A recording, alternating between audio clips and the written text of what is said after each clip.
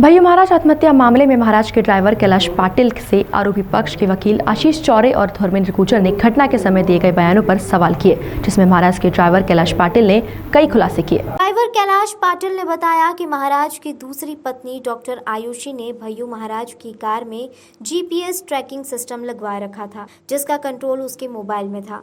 महाराज किससे मिलते थे, कब मिलते थे, इसकी पूरी जानकारी साथ में रहने वाले सेवादारों से वह लेती थी। साथ ही जब कैलाश पाटिल ने बिना ट्रस्ट की मीटिंग के किसी को भी सदस्यता देने से इनकार किया, तो 2 दिन बाद डॉक्टर आयुषी के वकील निवेश बड़जात्या ने उसे झूठे ब्लैकमेलिंग के केस में अरेस्ट करवा दिया। कैलाश पाटिल ने बताया कि भैयू महाराज बेटी कुहू और पत्नी आयुषी के बीच हमेशा होने वाले झगड़ों से महाराज काफ़ी तनाव में रहते थे, जबकि विनायक पर लगे करोड़ों रुपए को गायब करने की बात सरासर गलत है। शरद और विनायक महाराज की मौत के 3 महीने पहले तक उनकी बेटी को संभालने के लिए पुणे में रह रहे थे। वहीं वर्षा सतपाल नाम की एक महिला के 5,000 करोड़ रुपए इन्वेस्टमेंट की बात भी सामने आई है। कैलाश पाटिल के कूट परीक्षण में पहले विनायक की ओर से भाई आशीष चौरे ने क्रॉस एग्जामिनेशन किया। उन्होंने वर्षा सतपालकर महाराष्ट्र के लोगों से करीब 5,000 करोड़ रुपए की राशि इन्वेस्टमेंट के नाम से लेकर आई थी और हड़प ली गई थी, उसके खिलाफ शिकायत हुई थी। उक्त राशि में से बैतूल में, मध्य प्रदेश के बैतूल में कहीं ज़मीन खरीदी गई, उसका सौदा किया गया। उस सौदे में से जो पैसा आया था वो उसकी दलाली मनमीत के द्वारा की गई, ऐसा सब आज बयानों में आया। पूर्व में विनायक ने कभी महाराज की किसी बात का उल्लंघन नहीं किया, किसी आदेश का अनुपालन नहीं किया, वैसा कभी नहीं हुआ। विनायक महाराज का सबसे भरोसेमंद व्यक्ति था। ये सब बातें विनायक की ओर से कूट परीक्षण में आई। उसके बाद जब शरद की ओर से मेरा कूट परीक्षण किया गया तो मैंने पूछा कि आपने इस पूरे घटनाक्रम में भैयू महाराज की मौत के बाद 6 दिसंबर को 2018 में कैलाश पाटिल ने एक नोटिस आयुषी ट्रस्ट को दिया था कि आयुषी को आप बिना साधारण सभा बुलाए ट्रस्ट के सभी मेंबरों को बुलाए मेंबरशिप नहीं दे सकते ट्रस्ट की, और इस बात का विरोध किया था। ये बात अगले दिन 7 तारीख को पत्र पत्रिकाओं में आई थी। कैलाश पाटिल ने यह भी बताया कि 7 तारीख को उसे आयुषी और राजा बड़जात्या ने ट्रस्ट पर बुलाया था और उसे नोटिस वापस लेने को कहा था। और इसके ठीक बाद दिनांक 11 दिसंबर को पुलिस ने कैलाश पाटिल को गिरफ्तार कर लिया, उठा लिया था अपने घर से और 12 तारीख की गिरफ्तारी बताई।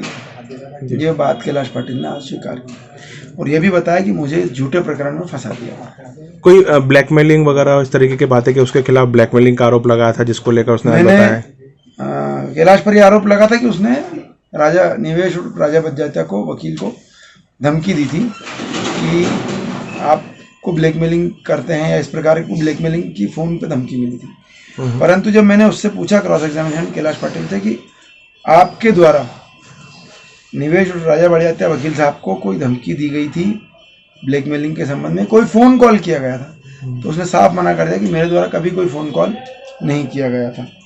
उसके बाद मैंने पूछा कि आयुषी और कुहू के झगड़े से महाराज चिंतित रहते थे, तो उसने स्वीकार किया कि यहाँ रहते थे। फिर मैंने कहा कि महाराज की मृत्यु से 3-4 महीने पहले तक शरद को आपने कभी इंदौर में नहीं देखा। वो खामगांव में नौकरी करता था, जब महाराज को जरूरत होती तो बुला लेते थे, तो उसने ये बात भी स्वीकार करी। और घर परिवार और पत्नी से भी ज़्यादा विश्वास पात्र महाराज विनायक और शरद को मानते थे। ये बात महाराज के ड्राइवर कैलाश पाटिल ने स्वीकार की। एक बड़ा खुलासा कैलाश पाटिल ने और किया कि महाराज की गाड़ियों में GPRS की ट्रैकिंग लगी होती थी और जिसकी कंट्रोलिंग आयुषी अपने मोबाइल में रखती थी और आयुषी नज़र रखती थी, साथ जाने वालों से पूछती थी कौन कौन है गाड़ी में, कहाँ जा रहे हैं, किसके साथ जा रहे हैं, किससे मिल रहे हैं। इस बात से भी महाराज चिंतित हुआ करते। विनायक को लेकर इसी बात से कि जब भैयू महाराज की आत्महत्या हुई है उसके पहले से वह कुहू को पुणे में संभाल रहे थे या उसकी जिम्मेदारियां संभाल रखी थी, ऐसी कुछ जानकारी? विनायक कुहू को संभाल रहे थे पुणे में, और भी जो जिम्मेदारियां महाराज ने दी हुई थी वो उनको भी संभाल रहे थे। मृत्यु के एक दिन पहले ही या मृत्यु के दिन ही शायद विनायक कहीं आए थे, उसके पहले वो इंदौर में थे भी नहीं।